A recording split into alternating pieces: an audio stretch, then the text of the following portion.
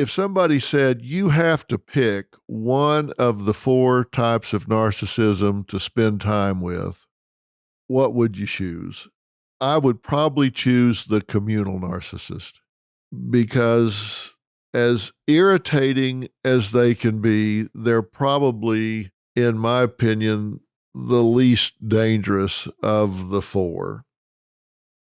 But remember, all four types have the same characteristics, the need for attention, constant validation, blah, blah, blah, blah, blah, all the things I've gone through before. I'm not going to make you sit through them again. You're really getting good at this. You don't need me to keep repeating myself. But the communal narcissist is the one that makes us debate whether or not there is any true altruism in the world. Altruism being when you do something just for the sake of someone else. Nothing in it for you. You just do it for the sake of someone else. They're the absolute antithesis of that. They only do something for other people to draw attention to themselves. I call these the gala narcissist. They're the ones that will throw a $10,000 gala to raise $100. Now, they do this because they want their picture in the paper. They want to talk about all of the do-gooding they're doing. They want to wear that on the sleeve and beat the drum and beat you over the head with it and show you how much better than you they are. They want their picture in the paper holding that puppy. They want their picture in the paper down at the hospital with the nurses.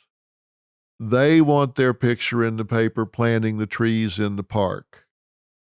They want to have credit for every charitable thing you can possibly imagine. They're the communal narcissist. They want to be known. They don't want to give a penny without their picture being taken. They don't want to give a minute of their time, a bit of their energy without acknowledgement. Now, you may think, well, look, that's okay as long as they're doing it. Well, yeah, that's okay. But the point is, they put their own need for acknowledgement and validation ahead of the cause that they're supposedly supporting. So they will pull the focus onto themselves instead of the children every single time. Whereas if they spent this camera time on the children, they might have raised 10 times as much money instead of on them. They might spend $1,000 on an outfit that if they had just given that to the charity, one of the charities we work with is Feeding America, they get 8 meals out of every dollar. They could have got 8,000 meals out of what he or she may have spent going down there to get ready for a picture session. But it's all about them. It has to be about them. You'll run into these people at work. They'll come in and do your work because they honestly believe they're being helpful and they think they are the linchpin that holds everything together. If it wasn't for them, this whole thing would collapse and shut down.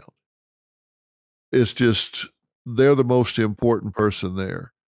If they don't get to do everything that they're doing, everything would collapse.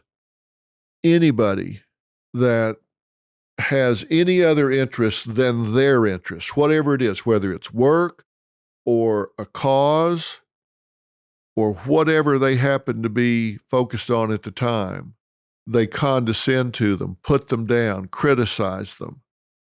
Because what's important to them at the time and getting attention to them at the time, anybody that's not 100% focused on that and therefore them, they'll trash. They'll put them down every step of the way. They'll overstep their boundaries, particularly when they're volunteering for a cause. These are the people that will create all kinds of drama and problems just so they can solve them.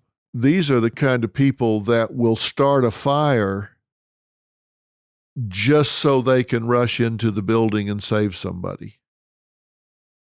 Now, you may think, whoa, well, that just crossed the line. Well, yeah, it did. But that's the whole point. It doesn't matter what you do. Everything's got to be about them. If you're playing golf, they're correcting your swing. If you're playing tennis, they're telling you how to serve. They're just way over involved. And God forbid they're in some kind of a support group. Man, they're going to dominate and take everybody under their wing only for attention. If it really involves time and sacrifice, they'll ghost you like you wouldn't believe. You let the cameras go away, you let attention go away, you let work need to be done that nobody even knows they're doing. No, ain't going to happen, because it's all about them.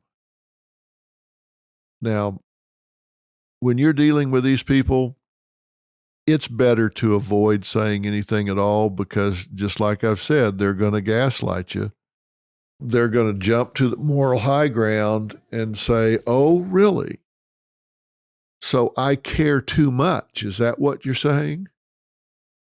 So your objection is that I'm trying too hard, that I'm helping too much, that I want to draw too much attention to the cause. That's what you're saying? You'd rather me be like you and just stand over to the side and let everything just fall apart. Let me tell you, you're just wasting your time.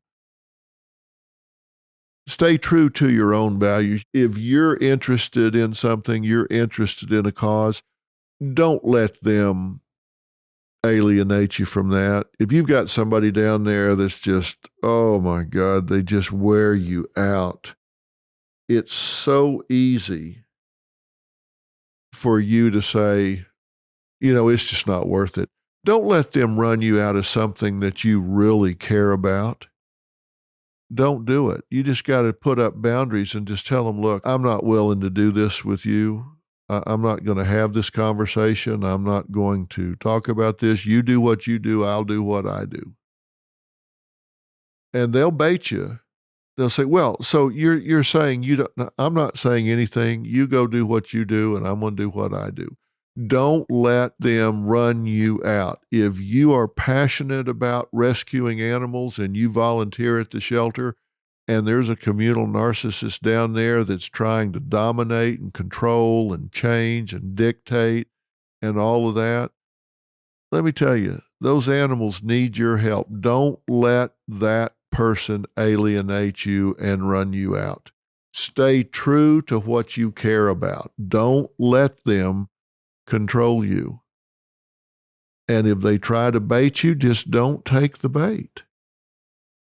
Just don't take the bait. Just tell them, look, this is just not up for discussion. I'm down here to help the animals, and I'm going to go clean these cages. You do whatever you want to do. I'm going to go feed these animals. I'm going to go wash these animals. I'm going to clean these cages. I'm going to do whatever. I'm going to put these flyers out. You do whatever you're going to do. I'm not going to have this discussion with you. Don't let them run you out. It's so important that you not let them drive you away from something that you care about and that you are passionate about, because if they can get it where nobody's paying any attention to anybody but them, they'll do it. And who suffers? The children, the environment, the animals, whoever. Don't let them run you out. Don't take the bait. Okay, so the communal narcissist is that that feels like they have to be the center of attention in any project. They're condescending to anybody that doesn't play the game the way they want it played. And they will try and dominate and domineer and drive you away. Don't let it happen.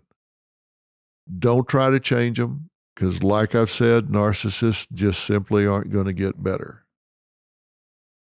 I've told you the things not to say to a narcissist because they're going to gaslight you, and you say, well, I'm smart enough to out-gaslight them. Well, take that same energy and spend it on yourself or spend it on something worthwhile, because it's not going to benefit the narcissist. You're not going to change them.